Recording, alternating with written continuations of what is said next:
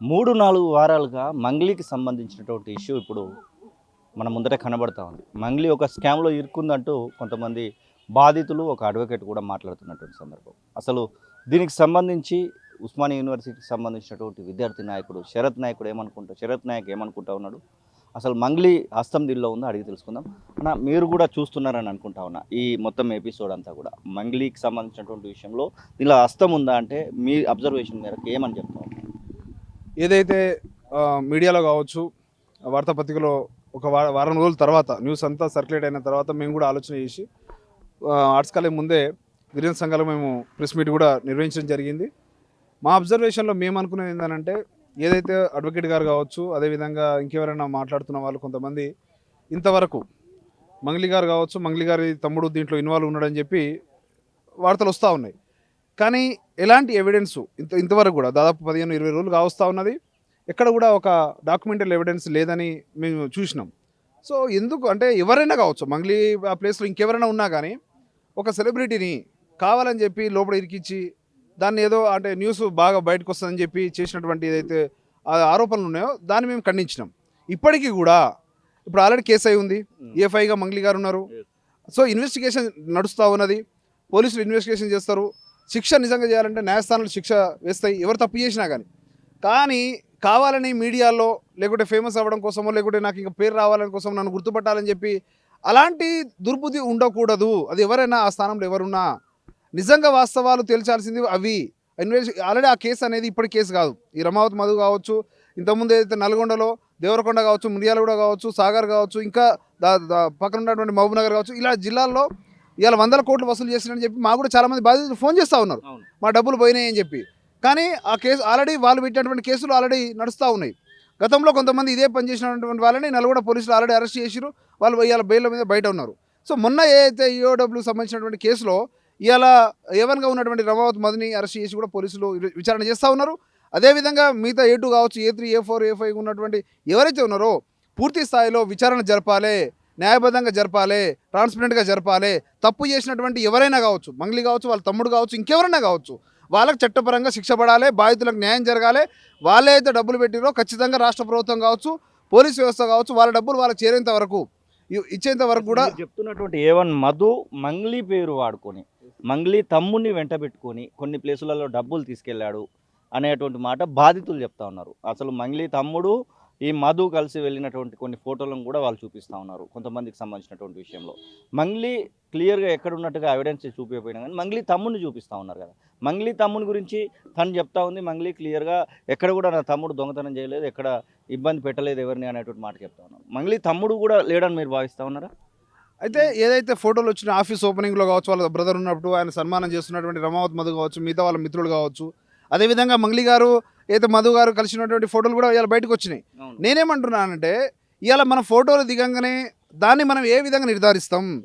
So వాళ్ళు చేసినటువంటి తప్పుల్లో కావచ్చు, లావాదేవీల్లో కావచ్చు, ఇంకా వ్యాపారంలో కావచ్చు సంబంధం ఉంది అని ఎట్లా అనుకుంటా. సరే, ఏదైనా డైరెక్టర్గా మంగ్లీ తమ్ముడు కానీ ఈమె కానీ ఏమైనా వాళ్ళు చేసినటువంటి ఇన్ఫ్రా ప్రాజెక్టులో కావచ్చు, మిగతా అయితే బిజినెస్లో కావచ్చు ఎక్కడ ఉన్నాయా అవి బయట పెట్టండి. నిజంగా మీ దగ్గర ఉంటే ఇవాళ బయట మాట్లాడుతున్నటువంటి చాలామంది కూడా మీ ఇదే రిక్వెస్ట్ ఇస్తున్నాం, మీ దగ్గర ఎవిడెన్స్ ఉంటే మీరు పోయి పోలీసులకు ఇవ్వండి, చట్టం తరపంతా అని చేసుకుంటుంది. బయటకు ఎందుకు వచ్చి మంగ్లీ తమ్ముడు అని ఎందుకు అరుస్తూ ఉన్నారు, ఎందుకు మాట్లాడుతూ ఉన్నారు?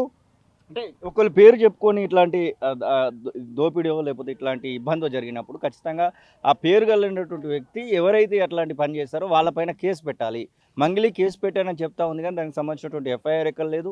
ఆ కన్సర్న్ పోలీసులు కూడా ఈ మంగ్లీ పెట్టినటువంటి కేసు విషయంలో చెప్పట్లేదు, కేవలం ఒక అడ్వకేట్కి సంబంధించినటువంటి విషయంలోనే మాట్లాడుతూ ఉన్నారు. మంగ్లీ అతన్ని వెనకేసుకొని రావడం వల్లనే ఇదంతా మంగ్లీ పేరు తీయడం జరుగుతుంది అనేటువంటి మాట చెప్తాను.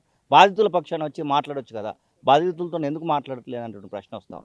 ఎస్, మీరు చెప్పిందే ఏదైతే ఈ రమావతి మధు మీద కావచ్చు, మిగతా వాళ్ళకి సంబంధించినటువంటి ఎవరైతే ఉన్నారో పార్ట్నర్స్గా ఉన్నటువంటి బిజినెస్ నడిపించినటువంటి వాళ్ళు ఉన్నారో వాళ్ళ మీద గత మార్చిలోనే ఈఓడబ్ల్యూ కింద కేసు అయింది. సైబరాబాద్ వాళ్ళు చేసినారు. అదేవిధంగా వీళ్ళ మీద ఆల్రెడీ నల్గొండలో కేసులు ఉన్నాయి.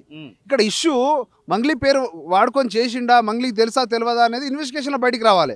సో ఫోటోలు దిగినంత మాత్రాన మీకు సంబంధం ఉంది కాబట్టి మీరు చేయాలని ఆల్రెడీ ఆ బాధితులకు అండగా ఉంటా, నేను మాట్లాడతా చేస్తా అని కూడా చెప్పింది. 2 ప్రెస్ మీట్లు ఆమె నిర్మించిన దాంట్లో కూడా చెప్పింది. సో ఏదైతే ఆమె మీద వచ్చినటువంటి ఫేక్ అలిగేషన్స్ ఉన్నాయో దాని మీద ఆమె కేసు పెట్టడం జరిగింది. కానీ ఏదైతే బాధితులు ఉన్నారో అక్కడి నుంచి పైసలు తీసుకుపోయింది రమావతి మధు. రమావతి మధుకి ఆయన ఇచ్చినటువంటి డాక్యుమెంట్స్ ఏదైతే వాళ్ళకి రాసిచ్చిండవో డబ్బులు తీసుకున్న వాళ్ళకి అవన్నీ వాళ్ళ దగ్గర ఎవిడెన్స్ ఉన్నాయి కాబట్టి ఆ కేసులు వాళ్ళు పెట్టి ఉన్నారు. దాని మీదనే ఈ రోజు రమావతి మధు అరెస్ట్ అయి ఉన్నాడు. అంటే మంగ్లీ పేరు వాడుకొని చేశారు కాబట్టి మంగ్లీ ఎందుకు రమావతి మధు పైన పెట్టట్లేదు? రమావతి మధు పైన నా పేరు వాడుకొని ఇట్లా నన్ను ఇబ్బంది పెట్టారు, నా పేరు విషయంలో జనాలను చీట్ చేశారు అనేటువంటి విషయంలో మంగ్లీ ఎందుకు మధును కేసు పెట్టట్లేదు అనేది ప్రశ్న ఇక్కడ. ఇప్పుడు రమావతి మధు మనకందరికి కూడా మీడియాలో చూసినాం. ఆయన అరెస్ట్ అయ్యేటువంటి ముందు రోజే అసలు నేను హేమాకాంత్ రెడ్డి కలిసి చేసినాం అంతా, ఇవాళ మంగ్లీకి సంబంధం లేదని చెప్పి ఆయననే చెప్పిండు. ఎవరైతే ఏవని ఉన్నారో ఆయననే ఒప్పుకున్నాడు. ఇంకా అదే విధంగా ఏదైతే డీసీపీ గారు ఉన్నారో ఇది అంటే ఇన్వెస్టిగేషన్ లో ఉన్నది, ఇప్పటి వరకు అయితే వాళ్ళ పేరు రాలేదు, నిందితుడు మందు వాళ్ళ పేరు అయితే ఇక్కడ ప్రస్తావించలేని కూడా చెప్పడం జరిగింది. సో ఇవంతా జరుగుతున్నప్పుడు కూడా మరి ఎందుకు పదే పదే ఆమె పేరుని వాడి అదే విధంగా ఎందుకు రోజు పబ్లిసిటీలో స్టంట్ లెక్క చేయాల్సిన అవసరం ఏమున్నది? నిజాలు చేయాల్సినటువంటి వ్యవస్థలు ఉన్నాయి, సంస్థలు ఉన్నాయి, అవి తెలుసు. నిజంగా తప్పు చేసి ఉంటే ఆమె దానికి శిక్ష అనుభవిస్తుంది కదా, వాళ్ళ తమ్ముడు అనుభవిస్తాడు. కొన్ని పార్టీలకు సంబంధించినటువంటి విషయంలో మధు డబ్బులు ఖర్చు పెడితే దానిలో మంగ్లీ ఉంది. మంగ్లీ బర్త్డే పార్టీకి కూడా మధుయే డబ్బులు ఖర్చు పెట్టాలనేటువంటి విషయంలో కొంతమంది మాట్లాడుతూ ఉన్నారు.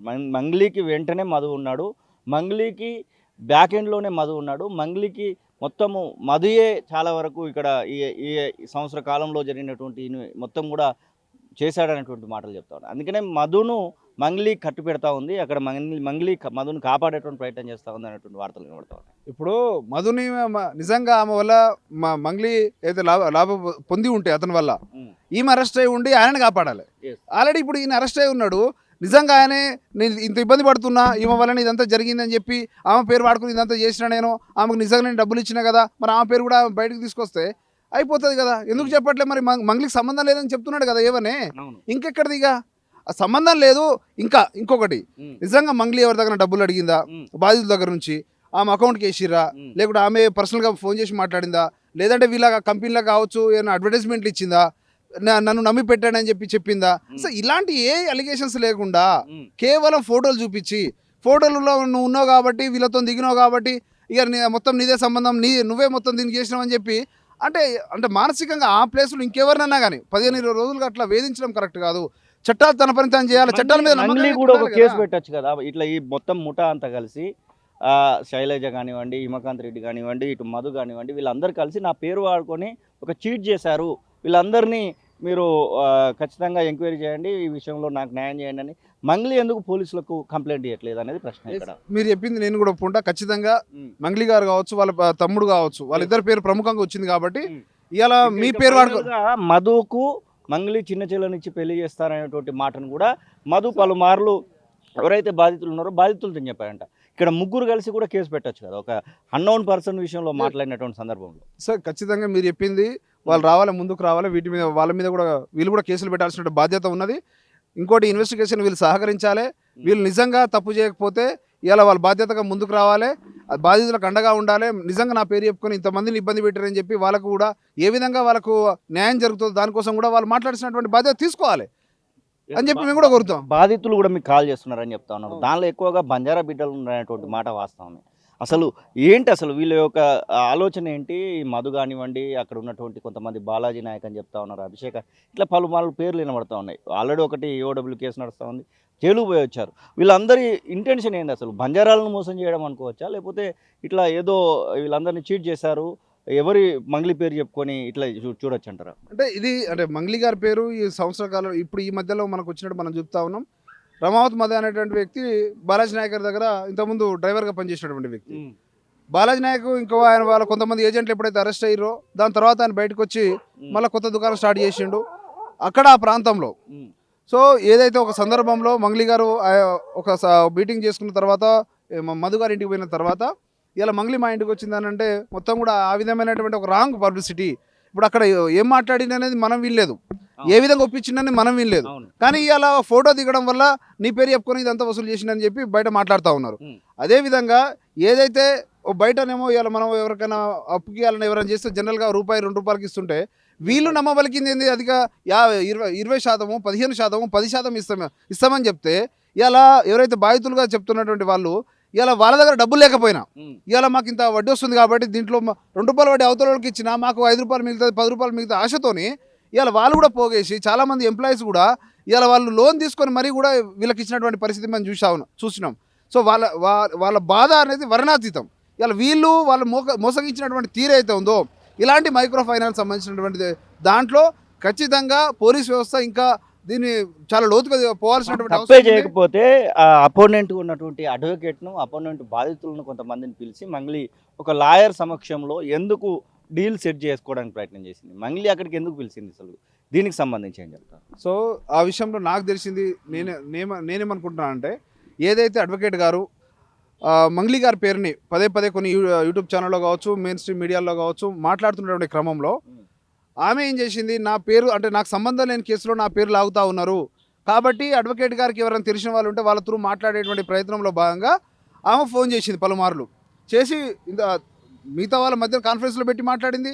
తను కూడా సొంతంగా నాకు సంబంధం లేదు, మీరు నా పేరు ఎందుకు తీస్తూ ఉన్నారు అని అంటే మీతో దిగిన ఫోటోలు ఉన్నాయి అని చెప్పి అడ్వకేట్ గారు కూడా అదంతా వాగ్వాదం జరిగినటువంటి క్రమంలోనే నాకు సంబంధం లేని దాంట్లో నన్ను మీరు లాగుతూ ఉన్నారు అనే దాని మీదనే ఆ మీటింగ్ జరిగిందని నేను అనుకుంటున్నా. దానికోసమే ఎవరికైతే నిజంగా సంబంధం ఉందో, నిజంగా ఎవరైతే మోసం చేసిరో, ఎవరైతే బాధితులు ఉన్నారో వాళ్ళ పక్షాన్ని మీరు కొట్లాడండి, వాళ్ళకి న్యాయం జరిగే విధంగా ఉండాలి. కానీ మాకు సంబంధం లేని దాంట్లో మమ్మల్ని లాగొద్దనే ఉద్దేశంలో భాగంగానే ఆ రోజు మీటింగ్ జరిగిందని నేను అనుకుంటున్నా.